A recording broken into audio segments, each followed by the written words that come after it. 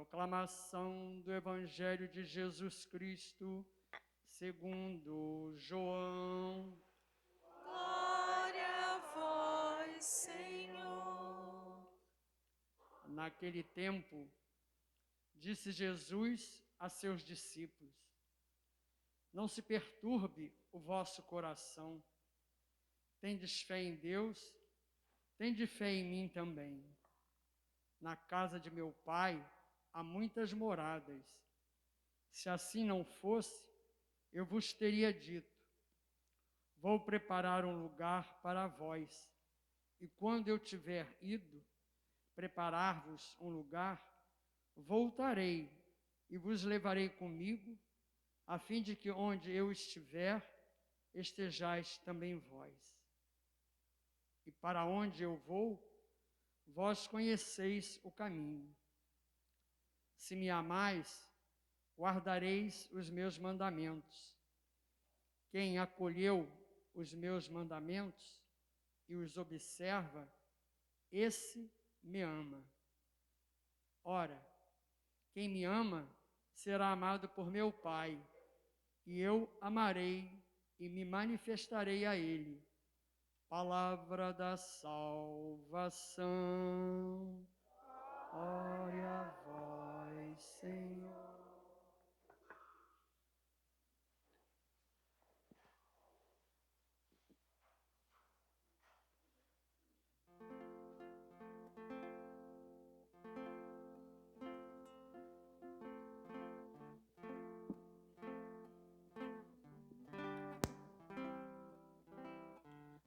Sobre as nuvens existe um lindo céu, maravilhoso céu, morada dos anjos. Por sobre as nuvens existe um trono, cujo rei está sentado à direita de Deus.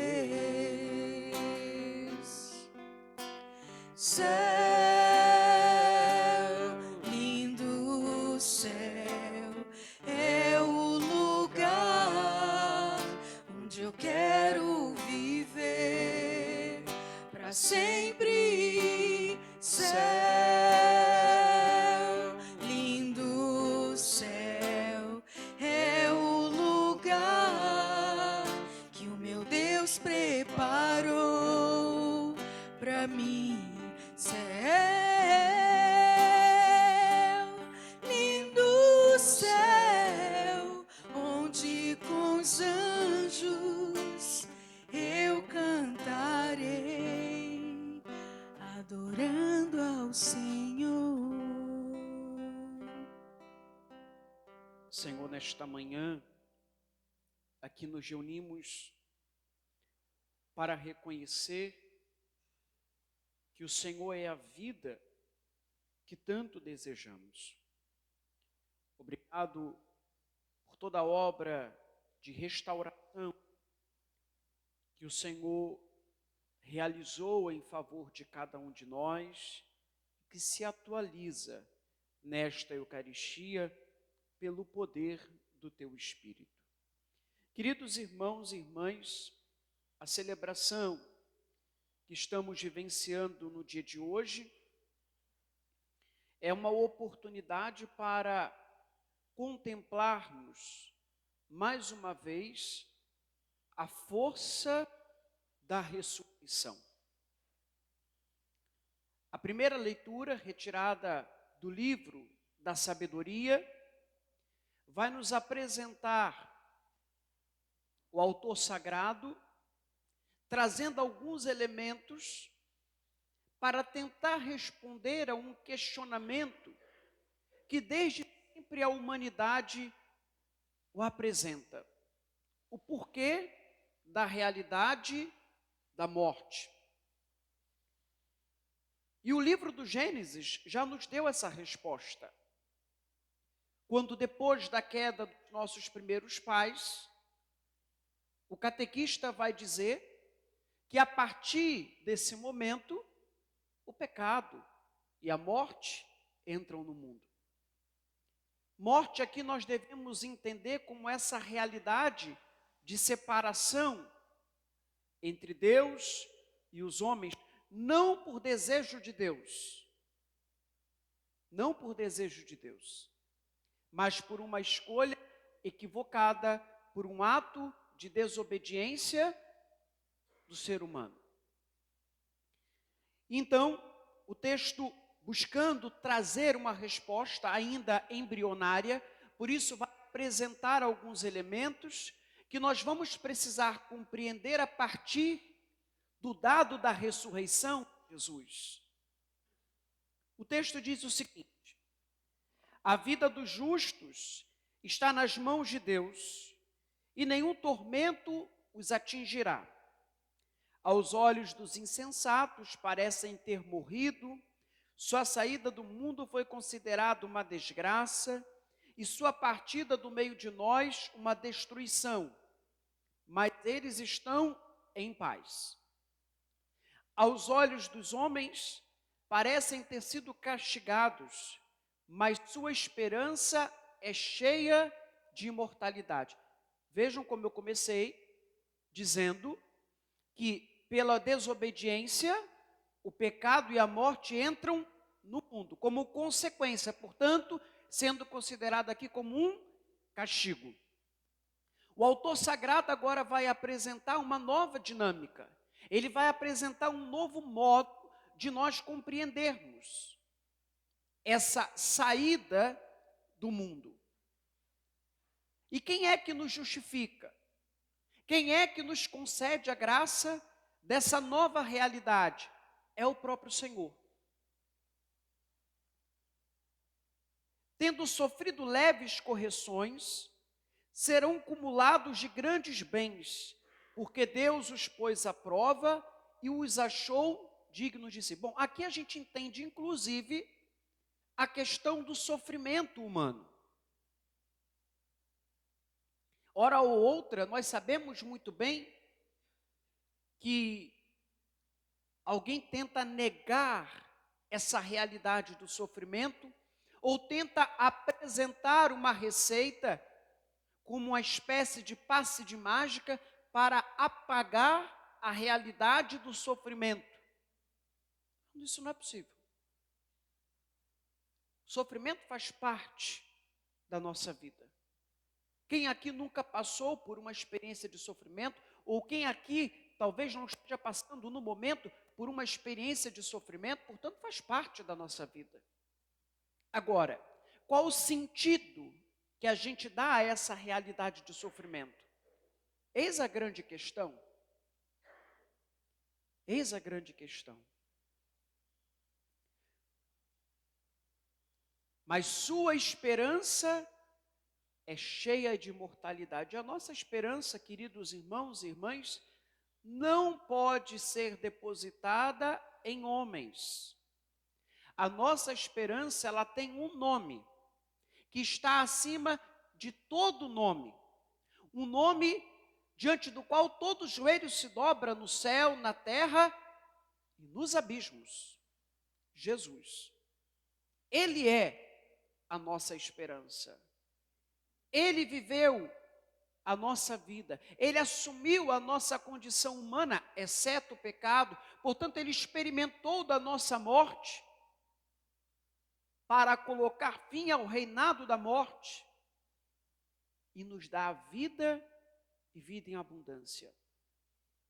É claro que nós muitas vezes trilhamos na nossa vida momentos difíceis, passamos por caminhos que geram medo em cada um de nós, mas o salmista vai encher o nosso coração de esperança quando nos diz: Ele é o pastor que nos conduz, não nos falta coisa alguma, pelos prados e campinas verdejantes, Ele me leva a descansar.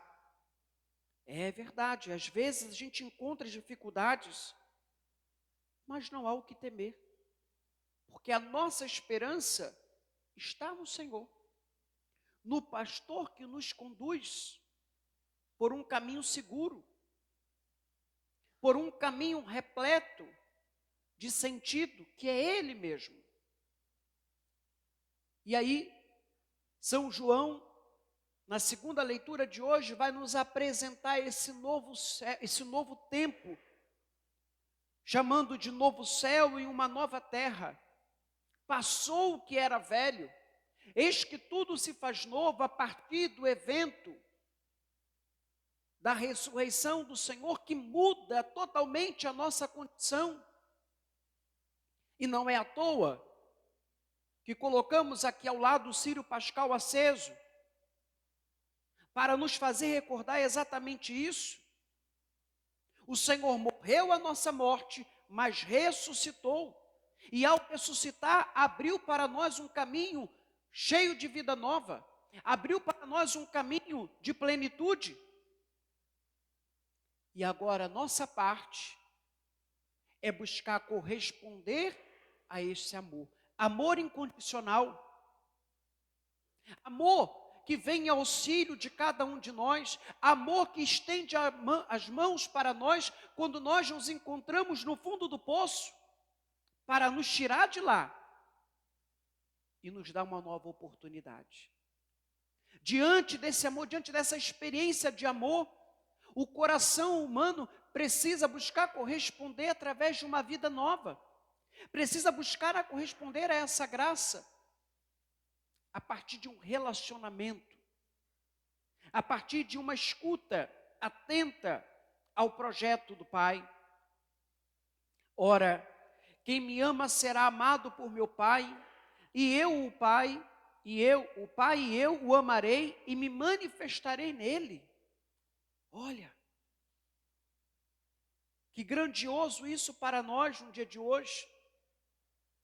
Reconhecer que já podemos vivenciar essa vida nova no Senhor, através de um coração disponível à vontade dEle.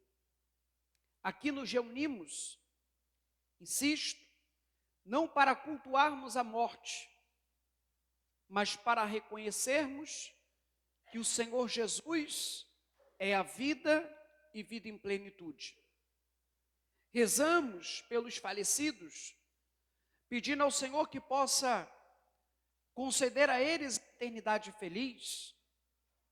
E como muitas vezes nós experimentamos o peso do luto, muitas vezes nós experimentamos a tristeza e a dor, nós suplicamos então a consolação do Espírito Santo, que foi prometido pelo próprio Jesus.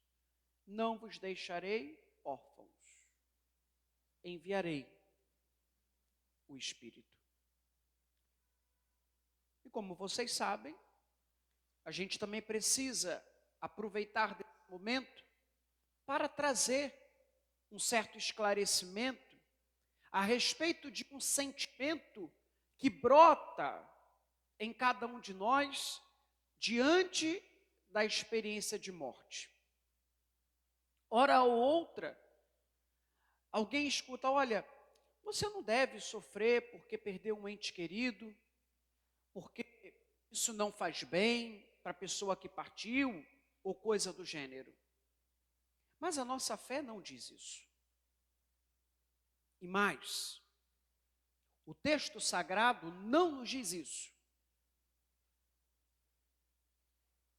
Como vocês sabem, Jesus tinha uma família muito querida, que Jesus gostava de estar com esta família.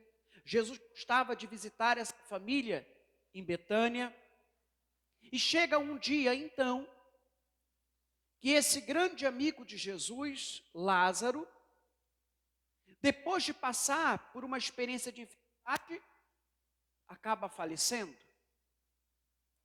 Ao saber dessa realidade, Jesus vai visitar essa família, e quando chega lá, Jesus se depara com o quê? Marta esperando Jesus de braços abertos, dizendo: que bom que o Senhor chegou agora, que meu irmão já faleceu. Não.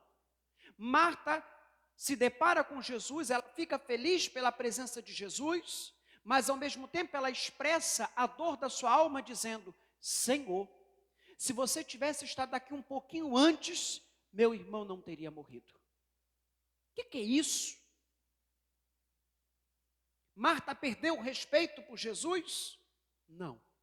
Marta estava mergulhada na sua experiência de luto. Marta estava mergulhada na sua experiência humana, repleta de dor. E em nenhum momento Jesus recrimina Marta. Porque antes o próprio Jesus, tomado de dor, tomado dessa experiência, também chorou. Também soube se dar conta dessa realidade. Portanto, irmãos e irmãs, o luto faz parte da nossa realidade. O luto, ele não é patológico. O luto é uma maneira de nós expressarmos com as nossas emoções alguma experiência de dor que está nos machucando. Isso por quê? Porque nós não somos preparados para lidar com a experiência de perda. Não somos. Nós queremos tudo. Muitas vezes nós somos até acumuladores.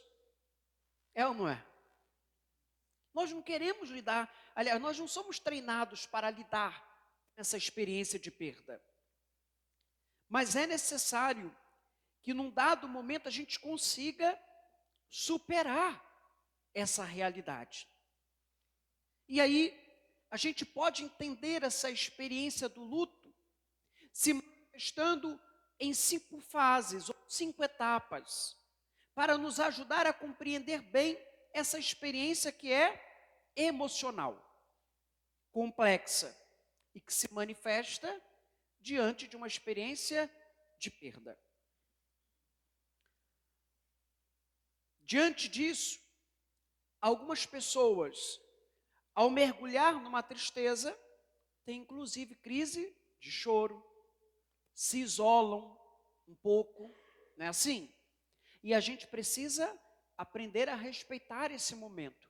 Estar por perto, mas ao mesmo tempo respeitando o momento de cada um. A primeira fase do luto é a negação. De que maneira se manifesta a negação? Uma pessoa que está passando pelo luto, ela não acredita e ela não quer acreditar na possibilidade de perda.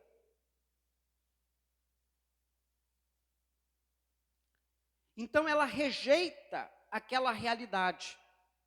Ela não consegue vivenciar aquele momento. Aqui a negação ela vai ser um elemento que tem como objetivo proteger aquela pessoa que está enlutada de algo que é inconveniente. É inconveniente eu pensar que perdi esse ente querido. É inconveniente eu pensar que estou passando por esse processo de luto. Então, é melhor negar essa realidade, ou tentar negar essa realidade. O segundo momento, ou a segunda fase, é a raiva. E o que é a raiva? A raiva, ela vai se manifestar numa pessoa como condutas ríspidas e desagradáveis. É um turbilhão que vai dominando a mente da pessoa que está enlutada. As emoções estão confusas. E essa pessoa, então, ela por vezes acaba dando aquela resposta atravessada, ríspida. E aí quem está por perto, às vezes, não entende muito bem. Mas é o momento. Insisto, deve ser respeitado. Deve ser ali acolhido. Um terceiro momento é a barganha ou negociação. A pessoa enlutada tenta negociar consigo mesma ou, nós que acreditamos, com Deus, alguma tentativa de aliviar a sua dor. Recordo Marta. Senhor, se estivesse estado aqui antes, meu irmão não teria morrido. A barganha ou a negociação, ela se manifesta assim. Se eu tivesse feito isso, possivelmente tal pessoa não teria morrido. Se eu fizer tal coisa, eu poderei evitar a morte, eu poderei evitar essa situação. É a maneira em que a barganha se manifesta para tentar reverter aquela situação que está gerando sofrimento na minha alma. Depois nós temos a depressão, que é um outro elemento. Ela acaba apreciando aquela dor. Ela iniciou com a negação, e agora ela chega no momento então que ela mergulha naquela dor que foi causada por um ente querido, pela perda de um ente querido, e esse sentimento, essa experiência, começa a ser utilizada como um combustível para que ela não saia daquela situação de luto. Portanto, ela quer, entre aspas, ainda que inconsciente, permanecer naquele momento. Ela não consegue retomar a sua vida normal. Ela não consegue retomar as pequenas coisas. Mas isso também faz parte. Até chegar então o quinto momento, a quinta fase, que é a aceitação.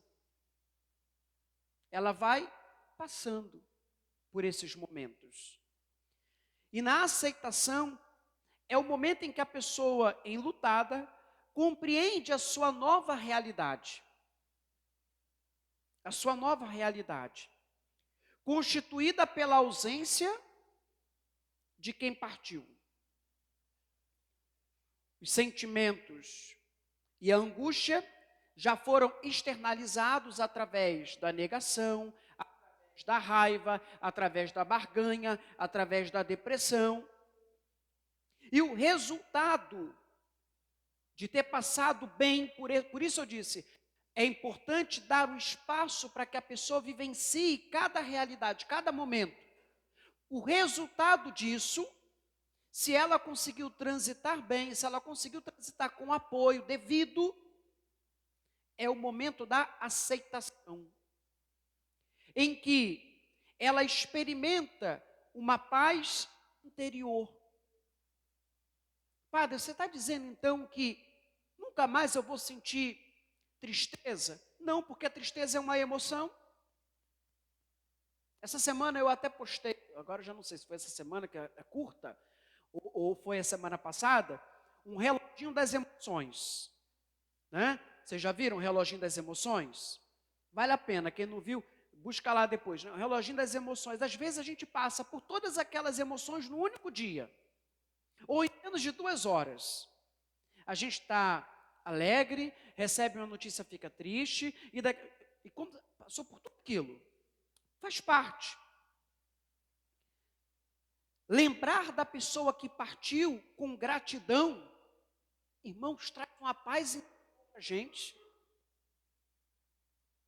Em primeiro lugar, é reconhecer que todos nós temos falhas. Também quem já partiu, viu?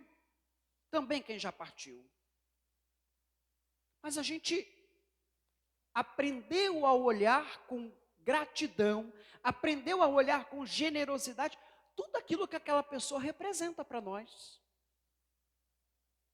O pai, a mãe, o tio, a avó, o irmão, o primo, enfim, um amigo, representa muito para nós. E hoje, como maneira de expressar todo esse amor, eu o entrego diante de Deus dizendo: muito obrigado, Senhor, por me ter concedido a graça de conviver com essa pessoa que me marcou profundamente. Profundamente. A tal ponto de eu ter dificuldade em lidar com essa nova realidade da ausência física. Mas o meu coração está cheio de esperança, de imortalidade. Porque o meu olhar se volta para o Senhor.